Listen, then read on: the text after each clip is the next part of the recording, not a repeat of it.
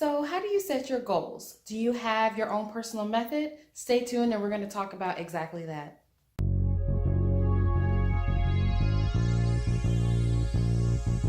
Hi y'all, Janae here, also known as the Well-Rounded Black Girl, and I am very happy to be back with another video. As you can see, everything behind me is very different. I am filming in Tennessee. I am home for the holidays, and so things are different. It'll be like this for this video and next video, and to be honest, I'm not even going to change. I'm filming both of these videos right now to make sure that I can put out the next video on Thursday, because I know this one is already late. So just get used to all of this because you're going to be seeing it again. Now that all of that is out of the way, I want to talk about what our topic is for the day. So we're talking about goals. Goals are really important in terms of getting all of the things done that you want to get done, but I think a lot of people struggle with how to set them realistically or how to do it effectively. So that's what I want to cover today.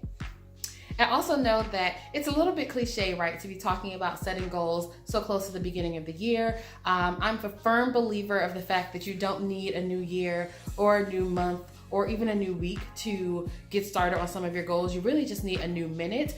But I do think that there's something nice about the symbolism of, a new year, kind of a blank slate. We all know that real life does not work like that, but it's symbolic, like I said, and I think it's a really good point. If you don't spend a lot of time thinking about what your goals are, it's a great time to do that, at least so that you know that you're going to do it every year and all of that good stuff. So do you need a new year to set new goals? Absolutely not. But since the new year is coming, we're going to talk about it anyway.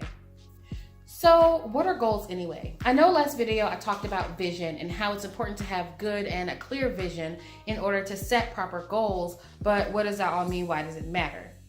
In my opinion, goals are just the plan that you set out for your success. They're the way you're going to make your vision happen in very concrete details. So like I said, vision can be very broad, it can be very vague, it can be very intangible, but your goals are how you put some concrete steps in there as to how you want to achieve your vision. Basically, our goals help us to either move forward or stay consistent, whatever your goal, no pun intended, is. And they let you do that in whatever way your vision dictates. Just like your vision, your goals are completely up to you. So when setting good goals, I think it's important to take into account those 3 questions that I talked about in the last video in terms of when you're trying to decide what your vision is. So as a reminder, those 3 questions are: what do you want to be, what do you want to do, and what do you want to have? And if you can answer those questions, you can most likely set forth a great vision for yourself, and then goals that will correspond to that vision and allow you to make that happen. So now think about what you need. Let's take one of those questions. Sorry. Let's say, what do you want to be? If what you want to be is a doctor, then it's probably time to narrow that down a little bit. Do you want to be an oncologist? Do you want to be a pediatric surgeon?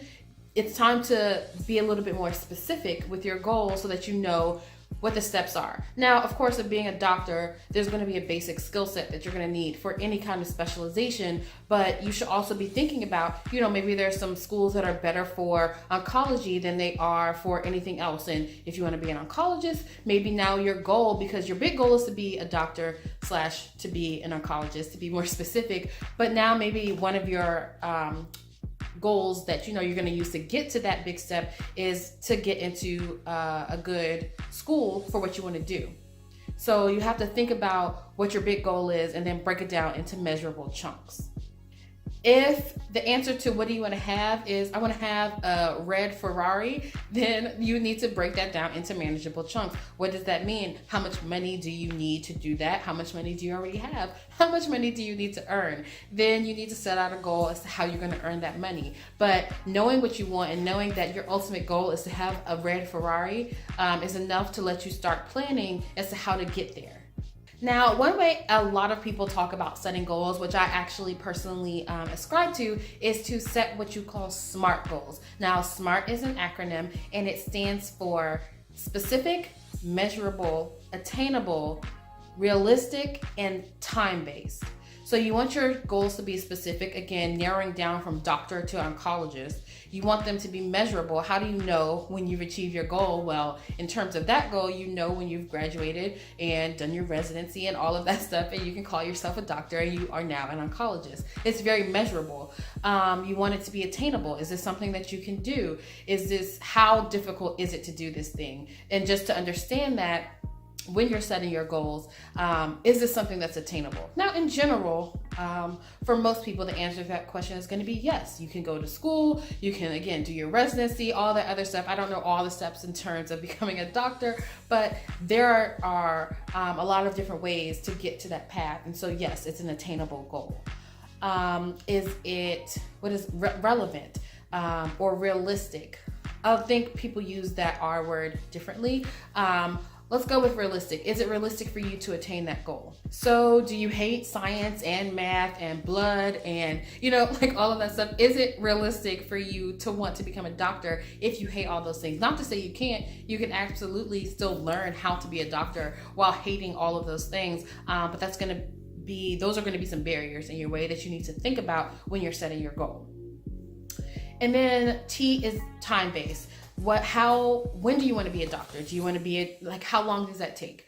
Does it take the 4 years of school and then the 4 years of medical school and then, residency and internship and all that good stuff? How long does that take? You need to set a goal. Do you want to be a doctor in the next 10 years, in the next 15 years? What makes sense for you? But you need to have a measure of time to keep yourself accountable to the goal. I think you need to give yourself, like I said, a time range so that you know what you need to do and your steps become a little bit more defined and precise. So I'm going to do a whole video that's going to come out in January about my 2019 goals, but I will share one with you and kind of talk a little bit through my process, but really just kind of go through the SMART goal checklist to make sure that the goal that I've set for myself makes sense. So I have 4 big goals for 2019. A lot of things fall underneath those goals, but overarchingly, I have 4 big goals. One of them is to finish a first draft of a novel. So as many of you may know, I participated this year and in the past 2 years in something called NaNoWriMo, which is short for National Novel Writing Month. It happens every November. I will link it down in the description box below to give more information, just because that's not the focus of this video. But saying that, I like to write. I think it's something that I'm fairly good at, although I've never written for, a wide audience. I could be trash at it, but that's okay. So my goal is to finish a first draft of a novel. I don't have a word count necessarily, although I know that would make it a little bit more specific. But I think the specific part is to finish a first draft. Wherever the story takes me, I want to be done with the first draft of a novel by the end of 2019. So let's just run that through my SMART goal checklist to make sure it's actually a goal that makes sense. Is it specific? It's pretty specific. I want to finish the first draft of a book. I don't know how you get more specific than that. Of course, I will talk in my 2019 goals video about the smaller chunks that I've broken that into, but I think that's a pretty specific goal. Is it measurable? Yes. I'll either have a first draft at the end of the year or I won't. And that's the measurement. Period. It's simple, but it's still measurable. Is it attainable? Absolutely. As many of you know, even though I didn't get credit for it, I definitely wrote 50,000 words in the month of November, this past November. And so I would estimate, even though I don't have a specific word count right now, that the final draft of the novel that I'd like to finish will come in around 75 to 85,000 words. And so that's less than double what I wrote in a month, and I'm giving myself the whole year to do it. And so I definitely think that it's an attainable goal. Is it realistic? It's absolutely realistic. Again, kind of for the reasons I just mentioned. It's something that I really want to do, so it's still relevant if you're using the other, definition for that R term there. But again, it's realistic. It's something that I know I can do. And because I have only 4 big overarching goals for the year, it's also, I'm not going to be distracted by a lot of different things. This is one of the things that I know I want to get done, and I am sure that I can by the end of the year. And is it time-based? Again, my deadline is December 31st, 2019. If I haven't written the first draft of a novel by then I didn't meet my goal. And so it's very time-based. And so that goal is very simple, but it is also a SMART goal. And so I just say that to say, you don't have to, the checklist is there to make sure that you're accountable and that you know exactly what it takes to hit your goal so that you can plan appropriately for it. It's not something that's there to complicate the process. So I have a very few tips for making sure that your goals not only are as effective as possible, but that you are as prepared as possible to complete those goals. So first, I believe that you need to, and I've already talked about this, but you need to break your goals into smaller chunks. Most goals can be broken down into kind of sub goals that you can set up so that you make sure you knock that big goal out of the park. For example, for my goal of writing my first draft of a novel by the end of the year, I know that I am somebody who plans my novels out. I need to write an outline. So one of the sub goals and that big goal is that I need to have an outline done. And again, a little bit of a sneak peek into my 2019 goals video, but that's going to be my goal for the first quarter of the year. So by the end of March, I've tasked myself with having a completed outline of whatever novel that I want to write. Now, of course, I think goals can also be flexible, but only to a point. You don't want to be so flexible that you're just putting things off, but you do want to leave them a little bit of flexibility because if something comes up, you need to be able to work around.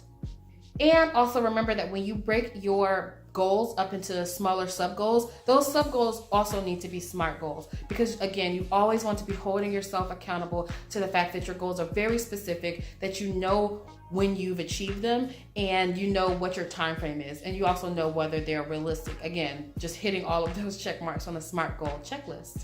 The second tip I have is to keep your goals in front of you. I think it's super easy to lose track of your goals, especially when you're not thinking of them on a consistent basis. And I think that's what's happened to me a lot in the past. I'm not gonna lie. I'm not bad at hitting goals, but the ones that I haven't hit, a lot of the time it's just because I've completely forgotten about them and have not put myself in a position to be reviewing them consistently. For example, one of my goals, it's not a goal, I guess I should say, one of the things that I want to become a routine or a habit for me in this next year is doing my nightly kind of meeting with myself. It's when, before I go to bed, so that I can sleep well and not have a lot of thoughts buzzing in my mind, I just have a night, a time every night where I'm sitting down, reviewing what happened that day, thinking about what I need to do for the next day, and then also looking at some of my, whether it be weekly or monthly or quarterly goals, and making sure that those goals stay in front of my face so that I haven't forgotten about them and that I don't allow other things to take precedence. And if I do need to allow something else to take precedence, at least I am continuously putting those goals in front of my face so that I don't forget them even while I'm working on something else. And the third tip I've already mentioned in the first tip, but I'll just go ahead and say it anyway, and that is to be open to consistently reevaluating your goals.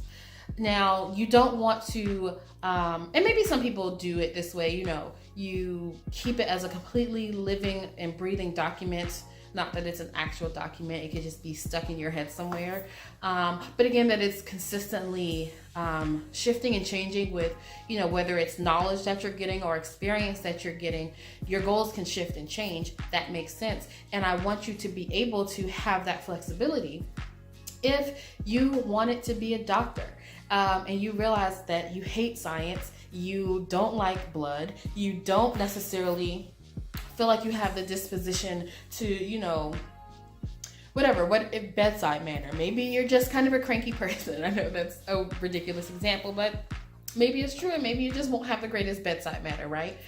Regardless of what your reasons are, you want to be able to shift that goal to make it aligned with whatever new vision you have for yourself. Now, hopefully that vision is also clear and you spend some time with it.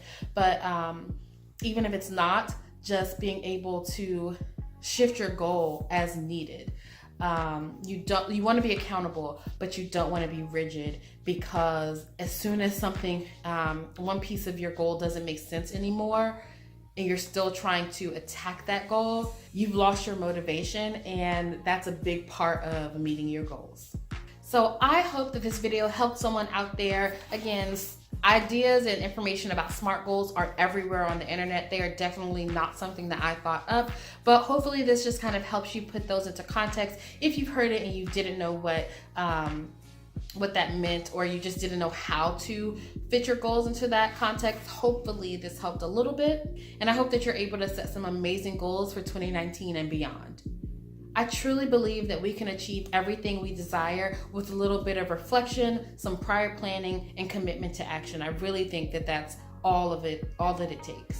If you like this content, definitely toss me a like, consider subscribing on your way out, ring the bell, do all the YouTube things, leave me a comment, all of that good stuff. I'd love to hear from you. I'd also love to hear from you on my social media. All of the handles are linked in the description box below, so you can check me out there. And I won't see you all again before Christmas, so Merry Christmas to all that celebrate it. Happy holidays if you celebrate something else, and I just hope you have a great rest of your year if you don't celebrate any of it. With that, that is all I have. I will see you in the next video. Bye.